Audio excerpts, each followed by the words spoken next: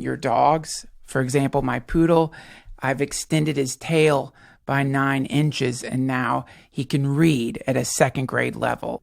But when Colonel Franch sent me the USB drive that contained within it the technology that you're about to witness, my mind was truly blown. I've heard from the paranoid media the dangers of deep fake technology. I'm sure by now you've probably gotten the seeds of fear planted in you by the naysayers and Luddites who would like humanity to return to the days of the caveman. I just can't imagine that people are actually afraid of a technology that can perfectly duplicate a person and animate that person online in a way that makes the video completely indistinguishable from actual video. What could possibly go wrong? Mostly it's going to be funny. And I guess at the very worst, maybe somebody will duplicate you and put you online, and you will maybe be a little less funny than you actually are, and it could be slightly embarrassing. But aside from that, I think we're entering into a really wonderful and hilarious time in human history. And I think that we should all really embrace deepfake technology. Okay, so without further ado, I present to you this amazing, weird, unintelligible mostly song that was created using an AI and a deepfake technology. I didn't write any of the music, any of the lyrics, and what you're about to hear is not my voice. Our spaceship crashed into your planet 10,000 years ago. You traded your history for our technology, and now we live inside your phones. Don't feel bad. After all, you're just monkeys, technology junkies that harvest our gold. And at night while you're sleeping, we probe every one of your buttholes. Isn't that cool? How wild is that? A harmless AI created that and just randomly put those lyrics together using over 17 terabytes of data extracted from the combination of imprints that all of us made using Facebook and all that. I don't know about this fucking neural net shit, except, whoa, fun times are ahead of us, and I'm really, really excited about it. And I'm also excited about today's amazing podcast with the brilliant Dr. Drew.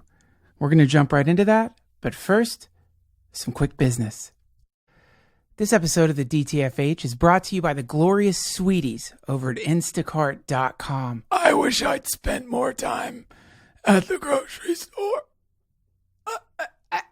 No one's ever said those words on their deathbed, and no one ever will. Let's face it, my noble listeners, there are far better things that we could be doing than going to the grocery store. We could be joining in at orgies in some verdant grove behind our family's manor house. We could be flying kites. We could be riding trains and playing with goats in the woodlands of our home countries. But instead, we're trapped in the mucousy maze that is a modern-day grocery store, inhaling the infected droplets of measly toddler sneezes instead of breathing the sweet, fresh air of our precious Mother Earth. Instacart. They will deliver to you in as fast as 1 hour or at a time that works with your schedule. They have coupons. You don't have to clip coupons like someone in a hoarder's house storing up cat turds for the last 50 years. You could just apply coupons like a civilized person using the Instacart app. Instacart's available at your favorite stores. You get groceries delivered from local and national retailers, and you don't have to sit in traffic.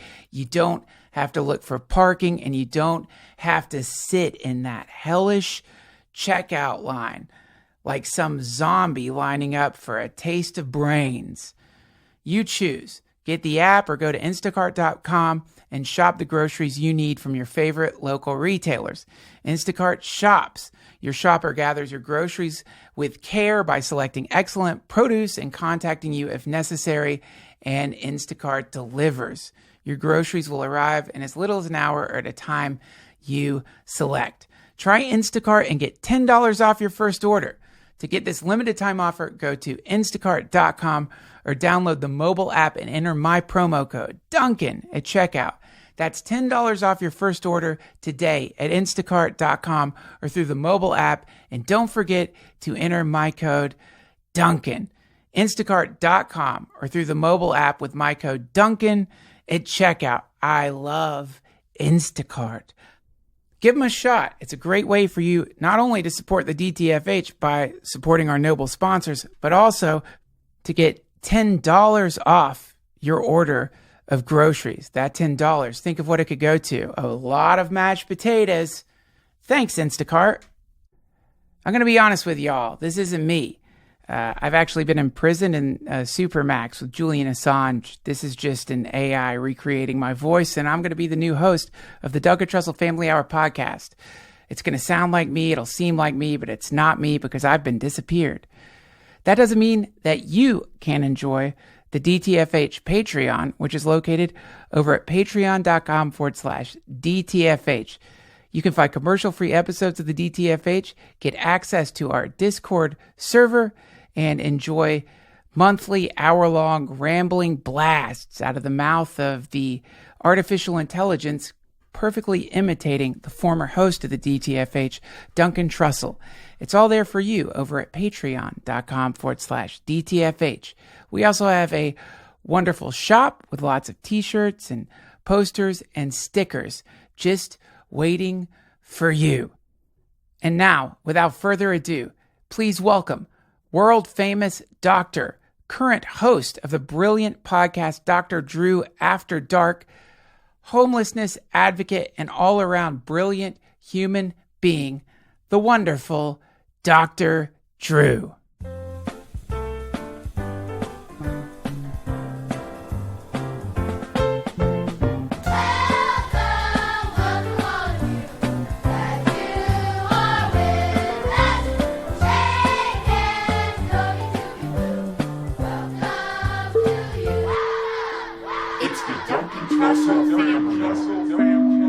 Dr. Drew, welcome back. Thank you so much. Such a pleasure. Do you remember the last time we talked? We had a podcast. I think it was the last time. We had this great conversation about marijuana being legalized. And it was just starting to get legal. Yeah. Now, not only are we seeing marijuana getting legal, I'm so sorry. It's all right. We're going to look at mushrooms legal soon, too, and maybe acid and other things. That's it. Yeah. And I just want to know what your thought is on this. Because I hope I said it. I imagine I said the same thing. I don't remember.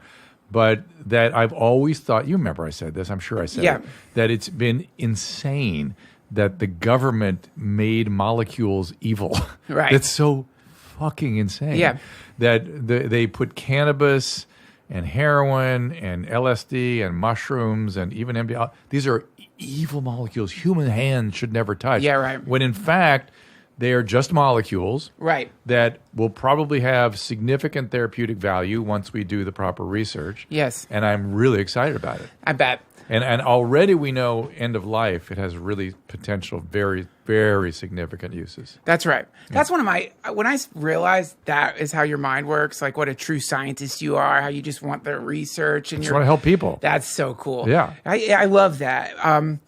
And I've been sort of doing this weird experiment where I ask my Uber driver, not that kind, where I ask my Uber drivers huge questions.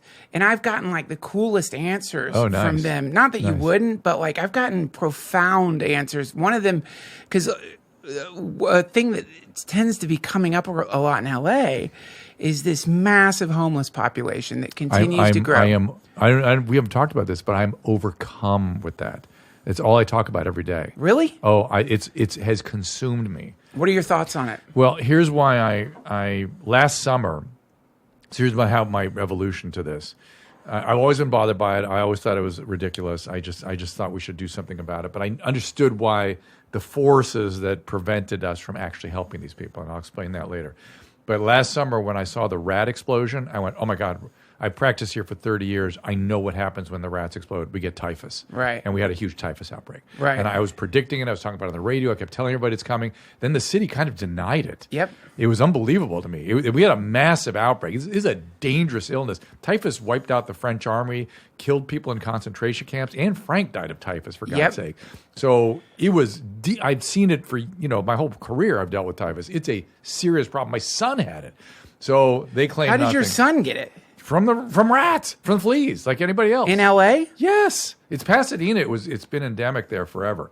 So I knew when the rat thing came, it was going to go all over the place. So it did. And then I thought, oh, geez, okay, they're not doing anything about the rats. It's getting worse. The sanitation is breaking down.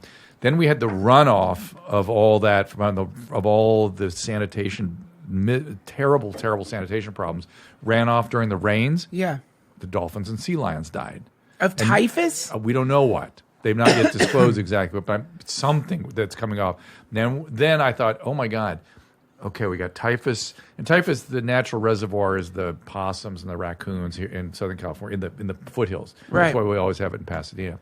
Then I started thinking, oh my God, they're not doing anything about it. So the rats are continuing to grow, continuing to explode. The squirrels have plague.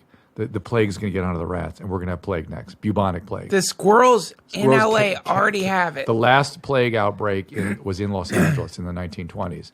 And through some very clever maneuvers, they prevented a massive outbreak. But everyone that came in contact with this one guy died within like 4 days. And so it's coming. That's coming. So when the outbreak, someone brought it here from? No, it's in the feral animals. It normally is just sort of on the fleas. Okay, I see. And when the rats explode, it gets onto the rats, it gets onto our pets, gotcha. and it's on. It's coming. So I knew that was coming, and then I thought, and then tuberculosis started to go like 6 months ago, and I thought, oh my God, we have tuberculosis, we have non-tuberculous AFB, we have all the rodent and flea-borne illness, and then typhoid fever broke out. And do you know that 7 policemen got typhoid? And I thought, oh God, and 1,000 homeless people have died so far this year, just lying in the streets through the reckless negligence of our government. And I thought that 1,000 could go to 10,000 in an instant. And then they're suboptimally immunized. We have measles starting to come out. This is a population that could easily get measles and could tear through there. So I am, from a physician standpoint, I have been apoplectic. I've been beside myself. I've been talking about it, this is like a serious thing. I feel like I'm standing on the railroad tracks waving at the trains, so the bridge is out, you guys, and the engineer's flipping me off. Yeah. That's what it feels like. So now I've got a little more aggressive. Because I see it starting to come, and it's you see it, right? You see people are there are tarps with people underneath them in the streets who are dead. And our government does not seem to give one shit. It's the people that are in danger have mental health problems. Yes, and the city just keeps saying it's a housing problem. They're not willing to deal with the mental health issue. What are do you know the statistics on people who are experiencing mental health issues versus people who are experiencing like addiction? I mean, I know it's kind addiction is very high, very high. Is it higher than mental health? Yes. And because we don't enforce any drug laws in this state anymore, people just come here to practice their addiction. And but give them a place that's safe to do that. Not the streets, but they love the streets. They love the life. They don't want to come in. They don't want to come off the streets. This is actually something. Emmanuel Safarios, who is the creator of Dance Safe, the people who used to test drugs at raves, said is you don't want decriminalization, because decriminalization is just deregulation. Mm-hmm. Decriminalization means people could do it. Yeah. They're not going to get arrested, but there's no, I don't know if you probably don't, but if you've ever ordered marijuana in LA, now you get a childproof package that not only has like the amount of THC in the marijuana, the type of marijuana. It's properly regulated. With a nice chart telling you what literally the sort of like shape of the high, like when it's good. So it's. I'm going to try this one of these days. Just ordering it is an interesting experience. Yeah, it's always been bad. Pat's always been bad to me, but I figure there's got to be some version that works for me out there. Well, it's evolving and getting better. And so that's what happens when you have regulation. But now we've got this deregulated, drug-addicted, homeless population that they're going to die. That's committing them to death. That's it, period. So this is getting... here's what you do. It's simple. People go, it's so complicated. You expand the definition of gravely disabled. to include unable to attend to your medical needs or your housing needs. You expand conservatorships so people can get the care, so somebody case manages them. You get the LA Mission could put up tents that would house 20,000 heated, air conditioning with wraparound services. Wow! Immediately at $1,000 a head. $10,000 a head. The city wants to do it for $500,000 per unit. What? That's the current cost per unit. It's so out of control. You can't even imagine. They need to be medically dealt with. They need to be psychiatrically dealt with.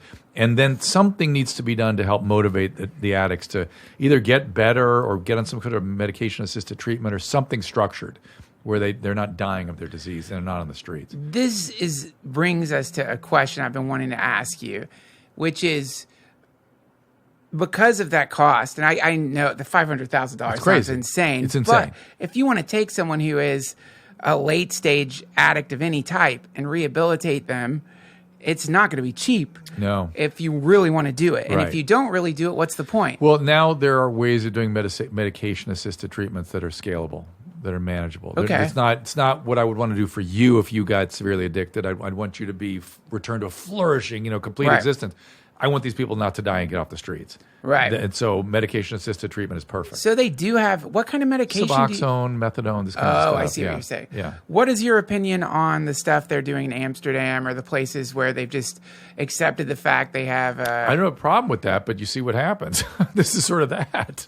Well, right? but- If we did it in a structured way where we had attendants and nurses and gave them their heroin and whatever, and had somebody trying to motivate them to get better and working with their issues and things, that's fine. I have no problem with that. That's great. To me, that seems like But that's expensive too, right? Well, what is That's what you do with that's what the LA Mission would do. I'm sure of it. That they put big units together of people and try to get them motivated to get well. What's more expensive? Not treating the situation as it is by just admitting What's happening as it is. This is a breakdown of civilization. This is the first city in 800 years that has decided they don't need to attend to sanitation or rodents. Whoa. Think about that. 800 years. Wow. That's how negligent our representatives are. What's wrong with them? It doesn't make any sense. It doesn't make any sense. They're scared of the ACLU. They're scared of these lawsuits that are coming their way. When anybody tries to do anything with the homeless, they're not leaders. They got to lead. Right. It's scary and it's uncomfortable, and they have to know what they're doing. They don't know what they're doing. I keep wondering, is it some kind of bullshit? What the Buddhist teacher I like, Chogyam Trungpa, calls it idiot compassion? Yes. That's what it is. Yes. So it's like, we're going... These are just noble homeless people that would rather live out on the streets. Oh, Jesus. Who are you to say? And Right. don't touch their stuff. That's their stuff. Just because they're rolling their feces up in the little claymation characters, well, that's their stuff. Oh, my God. That's so cool to know that other people in LA are interested in my favorite art form. I thought it was goat heads. No, it's my craft. I use natural substrates to produce my beautiful figurines. Okay, that's a good thing to know. Number one, that you're angry about it. I'm not saying I'm obsessed with it because we have to get on this and we have to get on quick because it's going to be a human catastrophe and I can't live with that. I can't. It just makes me crazy as a doctor. And what? Just as someone who lives in Los Angeles, there seems something so incredibly tragic about being in an incredibly wealthy city. Yeah. That must have the resources. Think about this. We have absorbed just apparently this year 300,000 undocumented immigrants. They've all found housing and jobs. Right. So did those people push all the people onto the streets? Or are we just being dishonest about this being a housing problem? Right. People without a country, without a home, without a job got here and managed to figure it out. Yeah. The reality is it's a mental health problem. Gotcha. And that's why these people are on the streets. Do you know of any organizations or places, people listening who might want to help out? LA Mission. Go to the LA Mission. They're great. Okay. Yeah, but the city will and the county will not do business with them because they're a religious organization. What? Yeah. We need FEMA or something out here. My next thing is to go to the federal government. I swear to God. I'm there with you. Come with me, yeah. How humiliating for... Too bad. I don't care. I'm a Democrat. I'm happy to have these people change direction. Yeah. Garcetti, I'm sure, is a nice guy. The mayor of Los Angeles. They're failing us. They're killing people. Right. It must stop. It must stop. I've got the bush of a married man. Bush of a married man. push of a married man. Oh no. His balls, they smell like dumpster ham. Like dumpster ham. Pungent and support for the DTFH comes from Manscaped, who is #1 in men's below-the-belt grooming. Manscaped offers precision-engineered tools for your family jewels. I can remember this specifically happening to me many years ago.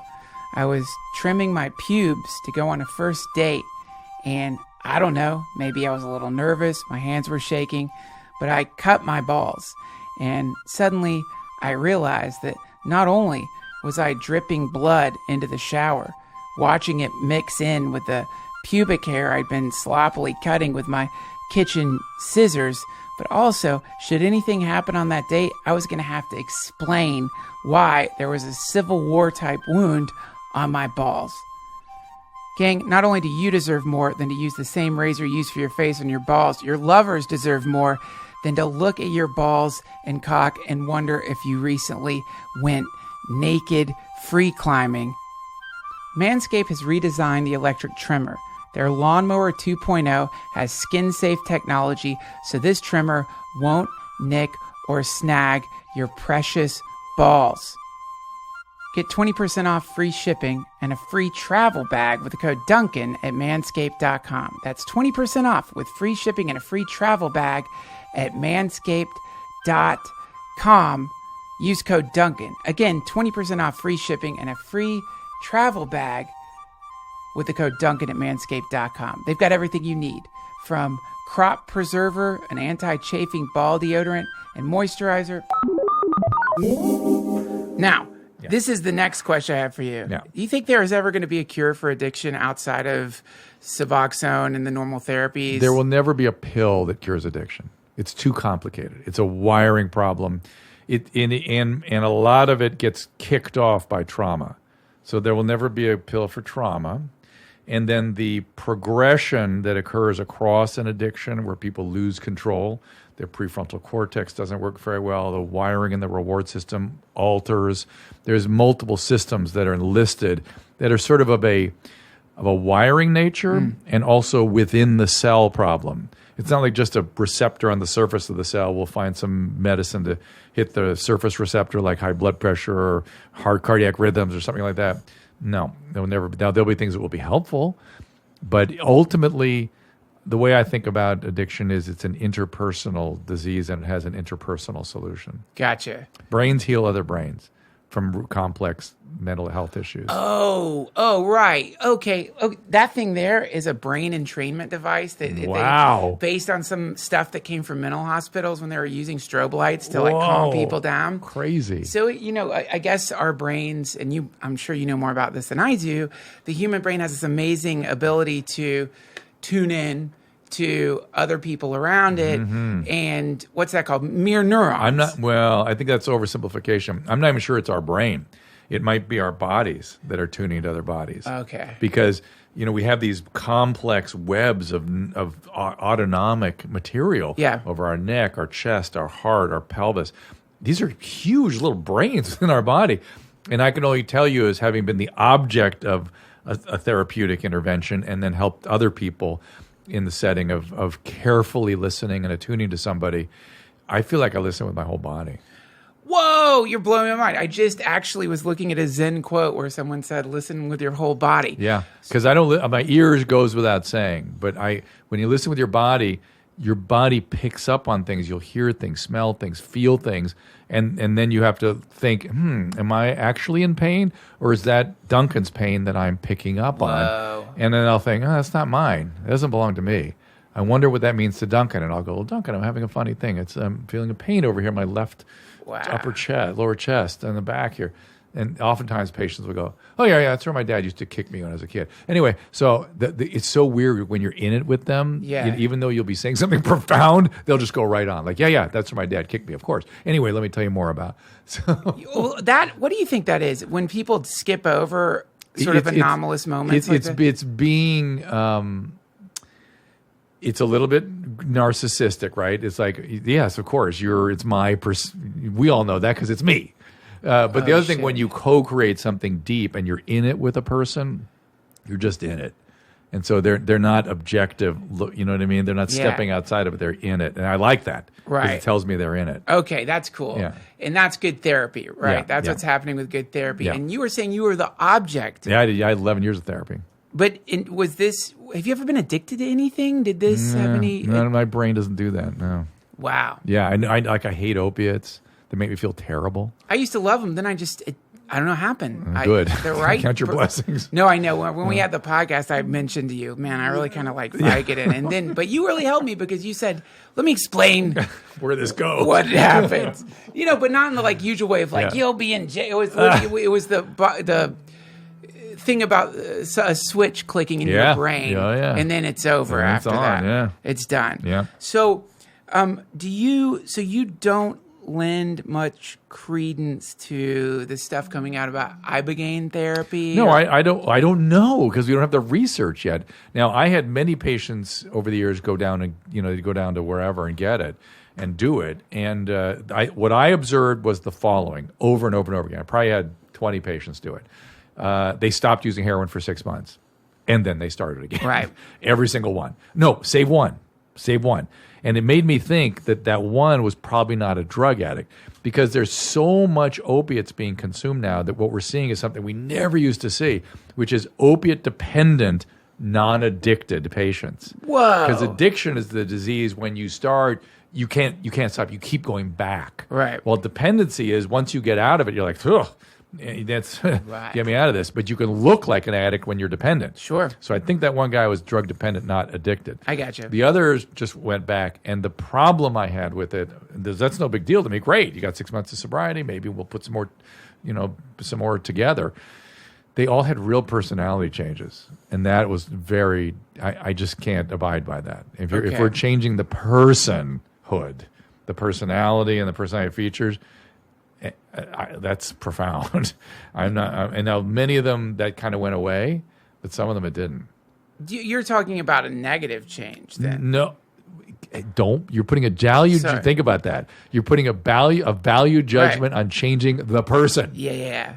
That I can't do that. Right. Changing the person is a profound thing. Period. Good or bad. Right. Yeah. A chemical changed the person. Now, but change them from a serial killer to a saint. Well, I can judge that, I guess. But that's not what we're talking about. We're talking about a drug addict, normal person who's not the same person. Do you identify with any religion? Not strongly. Okay. One of the things that, Christian existentialism is so badass because it's sort of like somehow the woo-woo stuff goes away and it's just breaking down the kind of... Well, Jordan Peterson does some of that stuff, really, when you get right down to it. Some of the Kierkegaard stuff. And, Well, he's the Jungian stuff. And there's whole, Yeah. Yeah, your interview of his, I was still one of my favorite interviews Thank of his. you. Yeah. The Brothers Karamazov, Dostoevsky, Christian existentialist. That's that's Ivan's the Grand Inquisitor. Yeah. Yes. That's right. Yeah, that's profound. Profound. Yeah. And he was so, as most many existentialists have this real fixation on freedom and autonomy and what it means. And so Dostoevsky was talking about Paul's conversion. You know that story on the road to Damascus? Which, a seizure, but whatever. Well, that's you are falling in line with what Dostoevsky. He didn't say seizure, but basically what he said is, okay, what happened there? Let's just imagine he saw Jesus, and Jesus touched him and converted him through some mystical potency. Who cares then? What difference does it fucking make? It's just some kind of like alien thing scanning your brain and turning you into a different... You're not you anymore. Maybe it's even, you could call it a type of murder. Who you were has been extinguished. It is, right? Yeah. And that concerns me. But So go ahead. The other alternative that Dostoevsky talks about is, or Saul was sick of being a piece of shit. This isn't my words, not his words. Yeah. And suddenly thought, oh, this is a good excuse to become a better person. And using that event as a kind of launch pad, started making the series of decisions that transformed his life based on his own free will. Yeah. And that, of course, is the preferable thing if we don't want to just succumb to the notion that, like some people have, the behaviorists, that we're all just machines We're not all just machines. You don't think we are? What else Do you are think we? so? No, but We're in the simulation, but we're not all machines. Yeah. We're not just, but some people do see, this is to me what is so fascinating about addiction is that it turns a person into a non-player character. It turns a person into a locked-in. Yeah, it turns into a person with one motivation. Now, what's interesting to me is that motivation takes over all those other wonderful features that our brains have. Emotions, thinking, everything gets infected by this motivation that's distorted. Rather than survival, it becomes use drugs.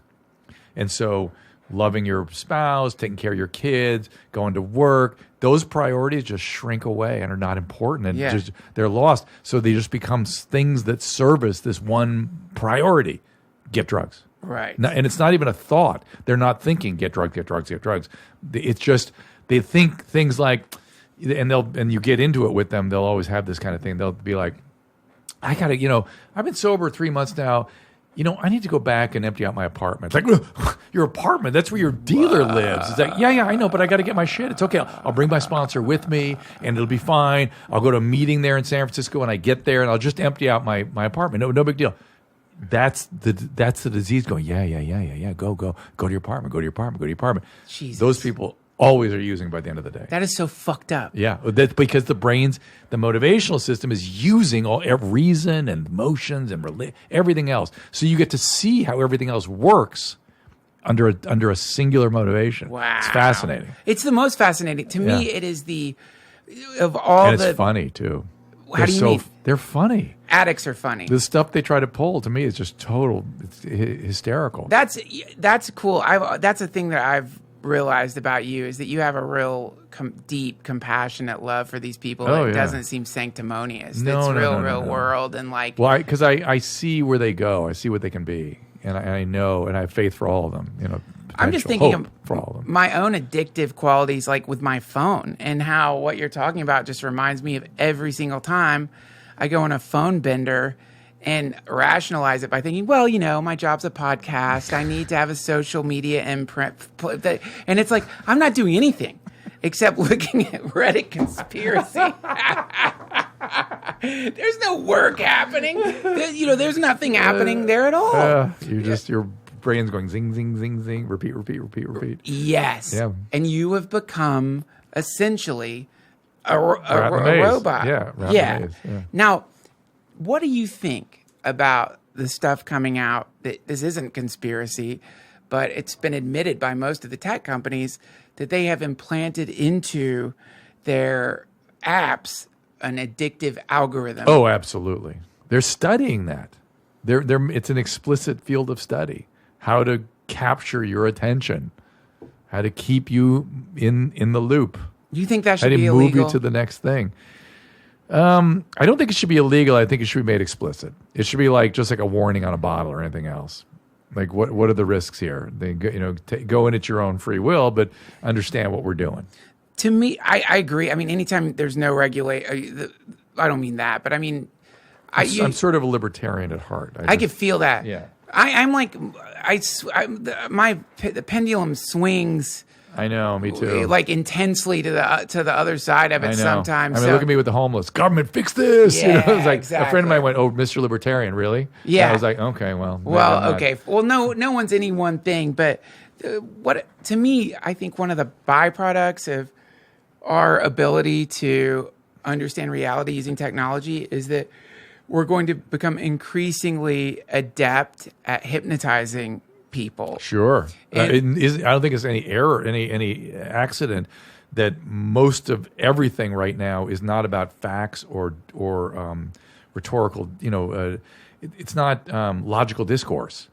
It's just persuasion. Right. Everything's persuasion now. Facts don't seem to matter at all. I just interviewed a guy from CNET today who said by next year or two, you'll be able to make videos of you and me saying and doing anything. Yeah. That's insane. So we'll not know whenever anything is real or not, whatever we're seeing. Yeah. Think about that. How far have you taken that? I want to know where that goes. I haven't done deep thinking on it yet. I walked away bothered. Let me give you a couple of Tell me where it's things, going. Yeah. Okay. and I want to know what you think about this, because this is, again, where we get into the opposite of libertarianism. When I hear shit like that, anybody who's got a public profile, like you especially, oh my God, there's terabytes of you talking, terabytes of video of you. Yeah, now they're going to turn me into something else, doing whatever they want. So here's like the fun part is obviously going to be, let's just face it, we're all going to be in embarrassing porn videos, matter of time, no way around it. In minutes. Just surrender to that. It's coming. I was thinking that while you were speaking. which position it'll be. Every position. And who will the subject? Trust me, it's going to be you and I humping, having this conversation, matter of time. So... Enjoy, Duncan. Yeah. Then it'll be, maybe they'll put our voices in. Who knows? There's a lot of things that are going to happen, but could be a cartoon. That to me is the fun part. This, as long as it's like, it's not. It's for some people though, it's going to be absolutely traumatic. Yeah. And they're going to have laws about it. There's going to have to be consent laws about it. But then, all that stuff aside, right now, imagine you get a robocall sometimes from numbers, I don't know if that's ever happened to you, but sometimes, yes. Right. So here's what happens. Someone gets your phone number, someone gets your identity, someone FaceTimes people in your phone as you, and then begins to extract private information from them about your life. You're a genius. They can use to blackmail you. You're an evil genius. You're scaring me. That's one thing that's definitely going to happen. Oh my God. And because you can never, I always wonder what the next thing is going to be to take advantage of human ignorance, because you're not going to be able to defend yourself against it. No. We have to have some software that identifies fake. Like something that comes up on the screen and goes F, some light or a scale of, do you trust this or not? Right. Yeah. They're going to have that in fast. Well, what it is we're going to have to go back to old passwords where people had passwords to get into like clubs and get into places where it was literal. We're just going to have to go back to personal passwords where every month or two you're going to have to face to face tell your friends, my password is whatever. Elephant 946. So if I call you and I'm acting weird, ask for my password. Because otherwise it's not me. I don't seem quite like myself. Yeah. You ever heard of something called the uncanny valley? Yeah, sure. Right. So I'm wondering if that'll trigger the uncanny valley in people. Like, because not quite us. We'll be disgusted and put off by it. Well, I think the uncanny valley was some kind of built-in defense mechanism against this form of camouflage. What we're looking at is like a new... uncanny valley, right? I think uncanny valley is something that's evolved in our brains because of disease states. Oh, shit. So in other words... Can you define it real quick for everybody? Uncanny valley is something that the robotic community discovered, which is as they make robots more and more and more human-like, we like it until they get very near to humanoid, and then we're disgusted. We go into the uncanny valley. We're uncannily just put off by it. And I think it has something to do with like people with mental illness and disease states where we pull away from them because we don't. Because back in the day, those were infectious diseases often. Right. And so we recoil from it. Or lunatics. Yeah, or somebody could become aggressive or something. But in either case, it's adaptive to move away. Right. Yeah. Okay. Yeah. And so this uncanny valley does produce a really grotesque feeling when you witness it, and the same feeling you get around a dead body, or similar. Yeah. So, but it doesn't matter if it's next year. Let's say it's 2 years from now. What are you predicting? The inevitability of there being perfect duplicates of every single one of us. Okay, especially people with a lot of video out there. Yes, that's right. But I mean, you saw what it did with the Mona Lisa, right? Yeah. Just they took a picture of the Mona Lisa. They don't have there's one frame, and they were able to turn that into a person. So if you're probably going to get messed with more if you have stuff out there. But really, it's a basic. I'm worried about how we're going to even know what is news real. What is real in the news? What a politician really said, and by the way, we already have so much fake news. Who are we going to go to sort that out for us? It's done. Forget it. It's a new kind of weapon. It's like, it's some weird kind of technological smoke bomb that could be thrown over an entire city or country to create a cloak of confusion. Easy. No, because everyone thinks, oh, I know what they're going to do. They're going to put a YouTube video of someone's president saying some crazy shit about how everyone should get ready for an impending bombing raid. Yeah. But it's not just that they're going to do that. They're going to send thousands of different versions of it, so there's just no way to tell who's the real president anymore. Right. And then who do you go to find out what he really said? You would normally go, well, let's go to Walter Cronkite. Let's go to the news. Not anymore, because they're fake too. Yeah, this is the splitting of the atom, and in relation to like the internet, we're looking at the exact same kind of terror. Fortunately, or not so fortunately, I don't think many people knew that Einstein had alerted people that they were going to be able to split the atom and there'd be this massive release of energy. In this case, we're seeing like, oh, fuck. This is going to completely disrupt the way that we as a species have learned to communicate with each other via technology, and no one's doing shit about it. I agree. So, well, here it comes. Anyway, what's for dinner? Well, P.S. guys, what you just listened to is not Duncan Trussell and Dr. Drew. This is, in fact, a deep fake technology. I love bathing in elephant piss. You think I'd really say that? Hell no. So what do you think we can look forward to in the next election cycle based on this impending technology? I don't know. I can't. You've already enlightened me just now. I know it's going to be crazy, and I know, like everything, some of it is impossible to predict. Right?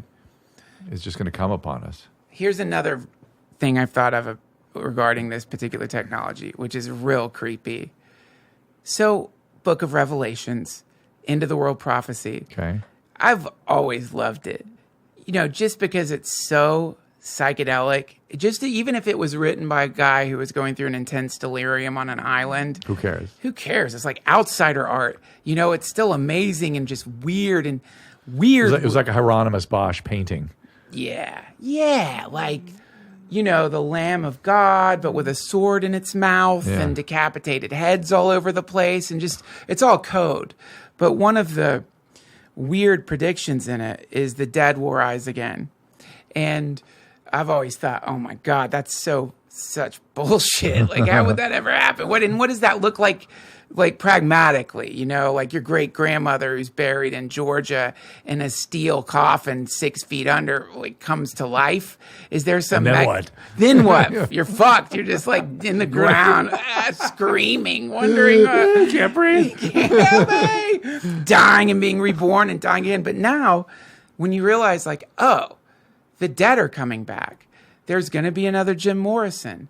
There's going to be another Jimi Hendrix. There's going to be another. Yeah, but they're going to be in a 3D hologram. Well, yeah, but if you think about it, the way we experience human contact these days is mostly online. Yeah. Think of all the people that you communicate with online. Yeah, sure. I mean, it's like, think of Hemsworth. Think of Hemsworth.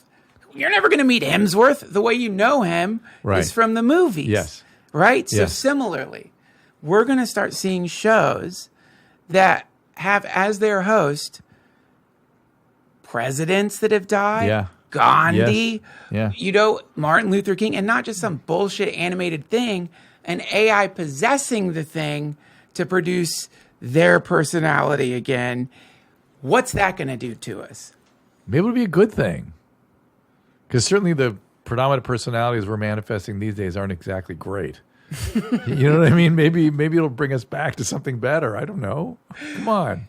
Okay, that's cool. Now here's another possibility. For some reason, I've spent so much time thinking about this because I think it's such an impending, interesting catastrophe. It's coming. So here's another thing. Therapy. So I go to therapy and they scan me and they show me what a healthy version of me might look like. In your brain? No, like just here. You'll talk to yourself as a healthy version of yourself? Just like, I don't know how you, like, you look at you. You're quintessentially a healthy person. You're in shape, you're a positive person, you have great work ethic, and you're highly successful. If I were to take this version of you and show it to the version of you prior to you getting into therapy, don't you think it would be inspirational? It might be. It's a way to motivate people. It's interesting. I only if I could speak to myself. Well, that's the therapist's job. To create a self that would speak back to you and go, hey, you've got some work to do. Yeah. You don't realize that you're disconnected. That anxiety is because you're not connected to your primary emotional states. This will be a very rewarding experience for you. Because that's going to be the craziest shit. Yeah, get people into therapy. That's good. I think it's going to become one of the great therapeutic tools and tools of trainers who are like, what do you want to look like? Oh, yeah. You want to be muscular? You want to look to barbers, all that shit. Now, okay. Finally, this is the final. You've been thinking too much about this, but go ahead. Okay, thank you, doctor. Here's my final question. Would you be interested? Is your mother still living? No. Would you be interested in talking to your mom again? I'd like to talk to my dad. And would you be interested in talking to like an AI animated version of your dad again? Be interesting. Who owns the rights to people's parents? Could there be a scooping up of people's parents who've left a social thumbprint online, and then those parents are sold back to you? Oh, sure. That'll happen. Would that be legal? Why not? So there's going to be some company that can literally sell your parents back to you. An experience with your parents back to you. The parent? No, I'm saying the AI. Oh, like, you get the whole. You keep talking to them like as long as you want. Sure, some Black Mirror shit. Yeah, and also on top of that, think of the email you get that shows. This all feels like weirdly. You talked about the dying and living again. It feels like that somehow. It feels like Russian Doll. It's like every day. It's like, God damn it, I'm still alive. I know. It creeps me out. It feels, this to me is like when we're all thinking about what the end of the world looks like, it was like based on, well, there's meteors, fire. We got that too. We got meteors. Yeah, they'll come. Bombs, assassinations, but no one was like, oh, we're all going to be infinitely duplicated and better versions of ourselves are going to become more successful than us online. It's awesome. Online. Here's a real base. I'm sorry, were you going to say something? Nope. Here's a real base question, so forgive me for it. But I just realized I have never met anyone who goes on Fox News. And I was just wondering, what's that like, going on Fox News as a Democrat? Yeah, the reason I have no skin in the game on any of these cable news networks. So I was on CNN for a long time and Headline News, and I had a great relationship with them, and I enjoyed the experience immensely. At the end, it was weird because do you know what happened to me at the end? No. Oh. So I went on Don Lemon one night, and I did about 20 minutes, certainly 10 minutes, on Trump and his narcissism and his hypomania and all this stuff. And as I said, look, businessman, that's a common personality and mood thing amongst highly successful business people. And I don't know if that's a good thing or a bad thing for a president. I mean, Teddy Roosevelt was a narcissistic bipolar, for sure. Really? And he was, for sure. Whoa. Think about him that way. And he was my favorite president. So it worked out then. I don't know. So I just talked about it. Next day, my radio program director went, hey, that was pretty interesting. Would you do 30 seconds for our website? I went, I could do it. Did 30 seconds. And I'm getting up, and he goes, hey, would you do 30 seconds on Hillary? We need to maybe balance it out. And I go, all right. You know, her doctor just released her medical records, and her medical care sucked. I had a bunch of notes about it, and I was concerned about it. And so I just kind of went through it. And I didn't say anything about her. I was talking about her doctors and the care she was getting.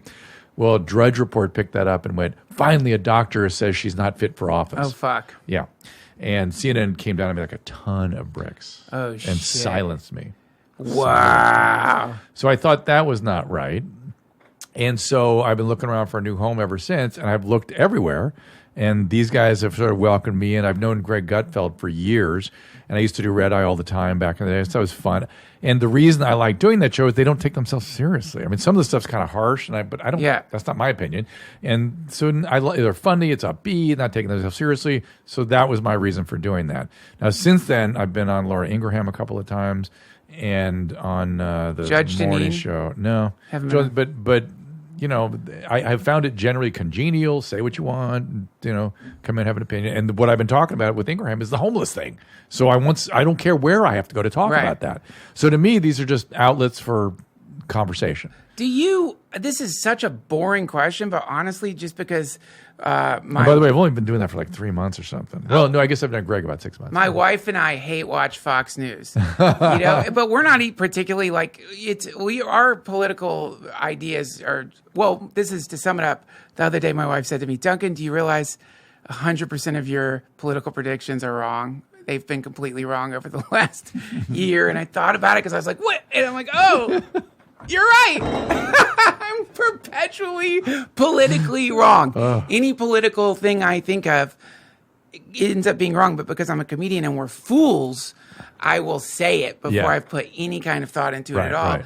Thus perpetually embarrassing myself, which I don't mind. Good. But still, I enjoy watching Fox News because particularly Sean Hannity, because he's professionally angry. Yeah. And I'm fascinated by that because it's like, my God, you have to get yourself They're all doing TV. You know what I mean? Ultimately, it's TV. And Fox is more talk show entertainment than news. That's right. Yeah. But just Hannity in particular has... I used to do a show years ago. Now I think about it. I used to be on a show. I used to be on, what's the guy's name that has his own website, World Now? So I've always done all the different cable news networks. I used to be on CNBC. I mean, I've always just done all of them. P.S. Not talking shit, so to speak, about Hannity. If anyone who likes Hannity, I don't care what you think about his politics. I don't agree with most of them. You do have to admit that guy has got to do some either, number one, he's angry like that all day long, which I don't believe, because if he were, he would be dead in 5 days. His stomach would just melt. His asshole would just fall out. So that means that he's got to do some kind of like Daniel Day-Lewis pre-show anger mechanisms to really get this perfect flavor of furious. I agree. I think he would do your show. If you asked him. I think if you asked him, he would. The only way that I would do that is if we don't talk about politics. Right, of course. That's it. Of course. Because that would be fascinating to find out. Because you do think, like, what do these guys do when they're not, like, throwing incendiary... Yeah. So anyway, here's my question. What's it like backstage at that place? Like, how does it work? Super congenial, I mean, there's politicians back there. Everyone's just chatting it up. It's weird. CNN was always much more... quiet and uptight, always. And no one spoke to each other. Backstage at Fox, everyone's talking, chatting it up. I sat next to, what's this? I can't think of his name, but senators and things are back there. It's weird. That's the other weird part. But you do admit there is like a water cooler filled with Syrian blood in there that they drink during I'm not sure it's Syrian, but there's something. Some kind of blood, yeah. And the goblet thing is true? Sure. The stone goblet? With the big stone. Yes, well, it's made of stone with a giant gem in it. Wow, cool, man. That's awesome. I had to drink from that. I want to drink from the Fox stone goblet of power. Okay, so... It is weird. It's just all so weird to me, all that whole world. I was thinking, funny we're talking about it just I was just thinking, do I want to keep doing cable news outlets? But I have such a head of steam about this homeless thing. Anybody that will listen, I'll talk about it. Hey, let me tell you, we cheer when you get on Fox News. We love watching you on there. And here's the real thing in my mind, a lifetime of LSD mind. The way I look at it is we aren't in the luxurious position these days of being so fragmented as people. We just don't get to. That is a luxury. I don't even like that. I want to go into enemy territory. I want to talk to everybody. Yeah. I want to be an example of how we let's get together. Come on now. Because that's, to me, like being newly married, one of the things I've recently realized is if I try to win an argument, the relationship loses. I lose. The relationship loses, and then you lose that way. Yeah, that's losing. That's that's more losing than when. And so like I've lately just been like, wait, we love each other. Underneath it all, we don't fight. Right. Yeah. But we got to do that. And as men, we push. We go 3 or 4 steps too far always. Depends on our mommies, but because we always my want to be mom, right. Yeah. I've gotten in like many fights with my mom. But it's my wife, if that makes any sense at all. Sure. You know what I mean? Yeah. But that's what I think. You got to get under there. Like if people like you aren't going on Fox, if people start feeling like, oh, I can't go there because I'm a traitor to this or that or whatever. You got to just go. Just do it. If the intention in your heart is you want the world to be better, let people do it. Are you catching flack from appearing on there from people? Well, sometimes, yeah, sure. Friends of mine particularly are like, well, how could you? I'm like, I'm not getting paid. I'm not towing a line. I'm just going in and expressing something. Right. It's like, and it's an exploration always too. And Gutfeld, to me, the Gutfeld show is always just fun. I mean, Tyrus and Kat are friends of mine now, and I think they're just great. You know, it feels to me when I'm watching you though that you are having to do a type of tightrope walk act up there. Well, because some of the stuff he says is harsh. I'm like, no, that's not me. I'm more interested in making sense of things, bringing some history and psychology, and sort of being that voice there. So you know, once I can't say why, unfortunately, but I did a Google search to try to find you cursing. And I really had a hard time finding it. Really? I'm sure it's out there. No, I was just looking like Dr. Drew, fuck you, Dr. Drew saying fuck. You go back to Reddit. That's better use your time. Angry Dr. Drew. I could only find one thing with Adam Carolla where you guys had a little fight. But, and this is, let's see, we have a little bit of time. So here's, I don't know if it's my last question, but this guy I'm really into right now, Chogyam Trungpa, this Buddhist teacher. One of the things he says is, how is it that some people, when they come home, they become really sloppy, they become really gross, they become more aggressive, they become shittier than when they're at work? Yeah. So they have these two versions of themselves. One of them is what appears in the public space. Yeah. The other one is what happens behind closed doors. And the one behind closed doors is this dilapidated shell, a kind of husk. It's like the Elephant Man taking off his mask, which already was scary. Yeah. Now, you know what I mean? Yeah. And so, and forgive me if this is too personal question. Yeah. How big is the divide between you, the Dr. Drew we all know, and you, the Dr. Drew behind closed doors? Everyone around me always tells me I'm exactly the same, which I like. Wow. That's just me. I'm probably, I don't think I'm any different. Maybe I wonder if I express more anger at home. I'll let that out a little more maybe, but not in my family, just angry about whatever happened in the day. Right. Yeah. Yeah. And disdain and those kinds of yucky emotions that I don't like might be a little more of that. But you have to ask my wife. I mean, she generally says I'm the same. Okay. That's great to hear. Yeah. Now you're the same. Well, I'm getting more the same. That actually, that's not true. I went into like a real sloppy, gross, shitty period where I was like leaving cabinets open and like leaving shit everywhere. And then I actually that was one of the things I read that I was suddenly like, wait, who's this person? Well, it's funny that you mentioned sloppiness because that's not usually what happens when people get home. That's your thing. What I normally see people, they become aggressive and abusive and that kind of thing. Like kicking the dog type stuff. Oh, no. Well, I mean, I guess you could say it's a form of abuse or aggression, at least, in the sense that if you live with someone... aggression, yeah. You're pretending that you don't live with someone or someone else. So, but, when I was growing up, and maybe not so much now, there was like... Pop psychology was telling us we need to be authentic. We need to be who we are. Don't hold your anger in. Let it out. Oh yeah, there was a lot of that back then. Like it was gonna do something to you if you didn't express it. That's it. Yeah, and once you discharged it, it was gone. You're better. That's bullshit. Really? Once you discharge it, you're on a roll.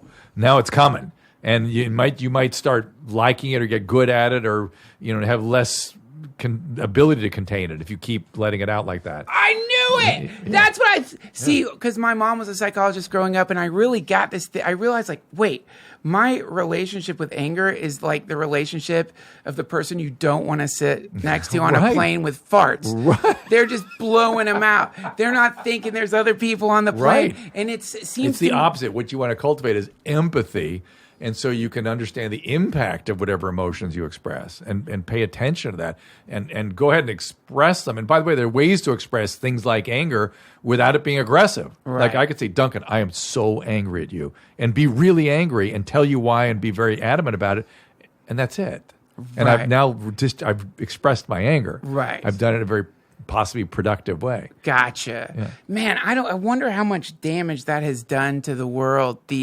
that philosophy. The Because 70s did that. You know how I hate the 70s. I wasn't quite aware of that, actually. Oh, I hate the 70s. they untold damage came out of the 70s. Untold. Everything we're dealing with bad right now, you could draw a direct line You mean back the to Elton John movie? Is that what you're talking everything. You about? could draw a line back to the 70s. Whoa. Except music and cinema, I guess. Wow. Yeah. Oh, my God. Okay, so Yeah. that's great. That's what I thought. I think a lot of people are confusing their lack of discipline with some kind of authenticity. This is who I am. Yeah. This is yeah. me. You just can't handle it, man. Yeah. No, that's you being an asshole. Wow. Yeah. Authenticity is a much more subtle phenomenon. Authenticity is spontaneity and genuineness, and usually positive emotions come along with it. And when they're negative, they're done with empathic attunement and concern. Finally, Dr. Drew After Dark. No, finally, we can keep talking. I can do another 15 minutes if you Oh, that's want. You wanna fantastic. do it? Yeah, Okay, yeah. cool.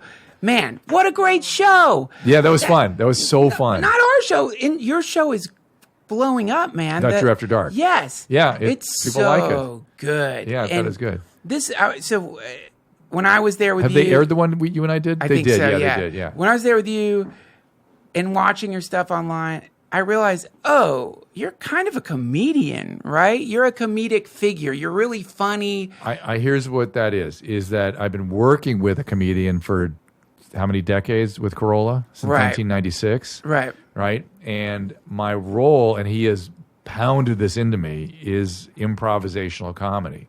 Like if I don't give him something back, he's furious. Right. And so he was constantly, and I resisted it for about 10 years.